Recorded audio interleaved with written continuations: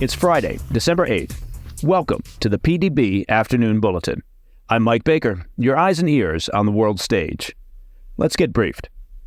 Multiple rockets rained down on the U.S. Embassy compound in Baghdad on Friday in a sign that Iranian-backed militants are escalating their attacks on U.S. and coalition forces in the region. Also, MIT, Harvard, and UPenn are facing national outrage after their presidents struggled to condemn widespread antisemitism on their campuses. As donors pull funds and calls for resignations mount, Congress is now launching an investigation into how these schools deal with the continued harassment of their Jewish communities. But first, our afternoon spotlight. The U.S. Embassy in Baghdad came under a barrage of mortar fire on Friday from an unidentified Iranian-backed proxy group operating in the region. Now, it was the most aggressive attack yet on U.S. and coalition forces in Iraq and Syria, who have been regularly targeted by Iranian-backed militias since the Israel-Hamas conflict began. Now, officials reported minor damage to the compound's infrastructure, but an embassy spokesperson reported that there were no casualties. At least 7 60-millimeter mortar rounds landed outside and inside the U.S. Embassy compound during Friday's early morning attack. Officials said an Iraqi security agency building inside Baghdad's Green Zone was also damaged by the mortars. At this time, no group has taken credit for the attack. It was the first time the U.S. Embassy in Baghdad was targeted since the Israel-Hamas war broke out. Now, Iranian-backed proxy groups have carried out 78 attacks on U.S. and coalition forces since October 17th in Iraq and Syria, injuring more than 60 service members. 37 of those attacks have targeted bases in Iraq, while 41 have occurred in Syria. While there was a brief lull in activity during the limited truce between Israel and Hamas, Iranian-backed groups have resumed their attacks with a vengeance. On Sunday, a militant group launched multiple rockets at the Ramallah landing zone in Syria, though no injuries or damage to infrastructure were reported.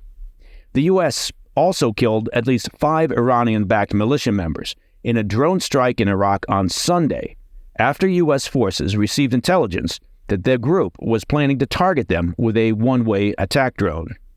Now, the counterstrike there marked the 4th limited response by the Biden administration to attacks by these Iranian-backed militias in Iraq and Syria. Meanwhile, Iranian-backed Houthi militants in Yemen have escalated their assaults on U.S. naval and commercial shipping vessels in the Red Sea. On Wednesday, a U.S. military official confirmed that a U.S. warship shot down an unmanned aerial drone in the southern Red Sea launched from Houthi-controlled areas of Yemen. Now, Sheikh Ali Damush, a leader of Hezbollah in Lebanon, said in remarks on Friday that attacks throughout the region by Iranian-backed groups are designed to pressure the U.S. into ending its support for Israel's counteroffensive in Gaza. The Biden administration has faced mounting criticism for their handling of these provocations, with many Republicans saying that the continued attacks show that the White House's deterrent strategy is not working. Biden has reportedly been reluctant to approve more aggressive response options, fearing such retaliations could spark a wider regional conflict with Iran. Now, there's no doubt that the Pentagon has compiled a very robust target package for the White House to consider when discussing deterrence options in response to the continued Iranian-guided provocations. To date, the counterstrikes by the Biden administration have been limited in scope and scale, and have failed if the objective was to deter further drone and missile attacks on U.S. and allied forces and infrastructure.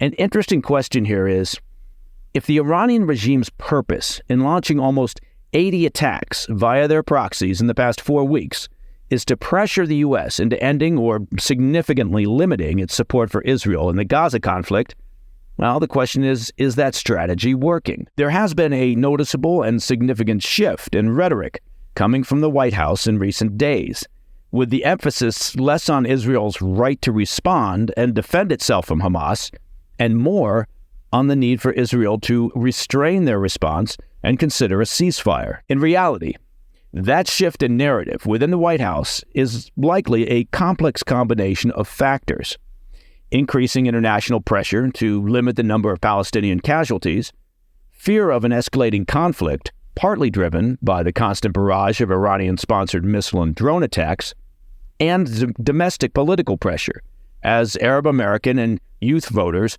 protest against White House support for Israel. All right, coming up after the break, the backlash against MIT, Harvard, and UPenn has been swift in the wake of bizarre and slightly unhinged testimony by their leaders earlier this week in Congress. We discussed the fallout, including a new congressional investigation focused on the schools. I'll be right back. Welcome back to the PDB Afternoon Bulletin. The fallout continues against the presidents of 3 of America's top universities following a disastrous congressional hearing where the academic leaders struggled to condemn proliferating antisemitism on their campuses. In the wake of the widely mocked hearing, the House Committee on Education and the Workforce announced Thursday that they're opening an investigation into MIT, Harvard, and the University of Pennsylvania to probe their handling of harassment against Jewish students. As we covered yesterday on the PDB, the presidents of MIT, Harvard, and UPenn caused widespread outrage when they were asked a basic question regarding whether calls for the genocide of Jews violated their respective codes of conduct on bullying and harassment. Now, instead of answering with a simple and obvious yes, the 3 presidents equivocated on the context of the situation, arguing it would only violate their codes if the calls for genocide turned into conduct. They took their view that it really depended on the context. Now, they seemed at times bemused that the congressional committee would dare question their positions, and at times they seemed condescending, acting as if the committee members just weren't clever enough to understand the nuances of their sophisticated academic answers to the question, and again, the question being, does calling for the genocide of Jews constitute bullying and harassment? As an aside, the New York Times, the very next day, ran a headline implying that the Republican-led committee had tried to pin down the university presidents and put them on the defensive, as if they had been thrown a trick question. The Times basically took the same position as the university presidents, at least initially. It was to them all about context and complexity. By demanding a simple yes or no answer, well, the rubes on the committee were just trying to corner the elite, super sophisticated university leaders. Let me just repeat the question again that the presidents were faced with. Does calling for the genocide of Jews violate your university's code of conduct on bullying and harassment? Unless I'm missing something, it's not a trick question. It shouldn't demand any pondering or conversation about context, particularly from university folks who have spent the past several years teaching our children that words are violence, they're creating safe spaces for their feelings, and rewriting or banishing words and pronouns in order to keep anyone from feeling angst or discomfort. Well, it didn't take long for their video testimony to go, as the kids say, viral. As a result, Pennsylvania Governor Josh Shapiro, a Democrat, slammed UPenn President Elizabeth Magill on Wednesday, calling her testimony, quote, absolutely shameful, and asked the UPenn Board of Trustees to hold her accountable. The board quickly arranged a meeting on Thursday to discuss the fallout. And while a spokesman for UPenn said they had no plans for, quote, imminent leadership change, reports suggest the board's chair, Scott Bulk, will meet with Magill to discuss her future at the institution in the coming days. Now, the board of UPenn's Wharton Business School came to a faster conclusion, calling on Thursday for the school to remove Magill from her post. That followed a report that Ross Stevens, founder and CEO of Stone Ridge Asset Management, withdrew a $100 million donation to UPenn over Magill's testimony. In a damage control video released Wednesday, Magill clarified that she actually does understand that calling for the genocide of Jews is, quote, evil, plain and simple.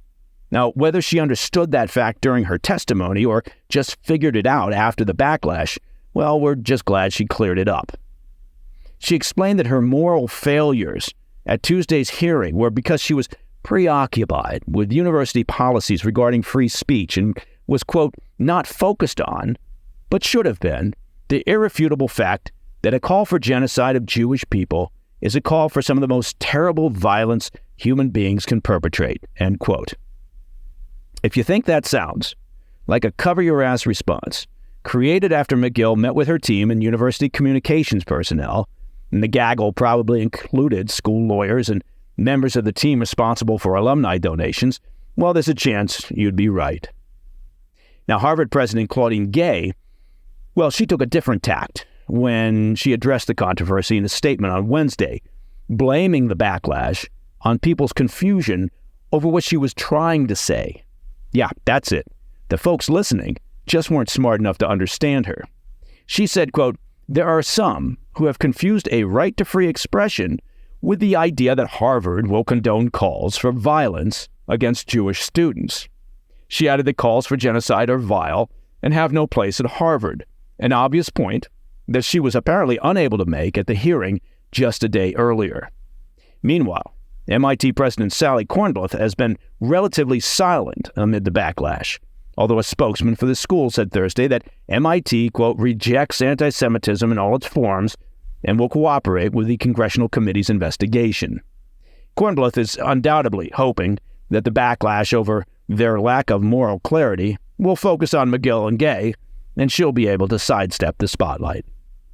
Republican Representative Virginia Fox, the committee chairwoman, warned academic institutions across the country that they should also expect investigations, saying, quote, their litany of similar failures has not gone unnoticed. It's worth observing that prior to this moment, the progressives who delighted in policing speech on campus, shaming or disciplining students who failed to properly wave the woke banner of justice, are now complaining that the criticism of the university presidents could infringe on free speech on campuses across the country. It's highly likely that they won't see the irony in the situation. All right, finally, one last story for today's bulletin. It seems that you can't keep a good dictator down. Russian President Vladimir Putin announced earlier today, during an awards ceremony, that he would run for another term as president. How about that? The next elections, or what passes elections in Russia, are in mid-March this coming year. Now, Putin has served 4 terms as president since 2000. If he wins in March, and really, what are the odds of that not happening, then he'll continue as president at least until 2030. Putin's only 71 years old, which, by U.S. political standards, makes him a toddler.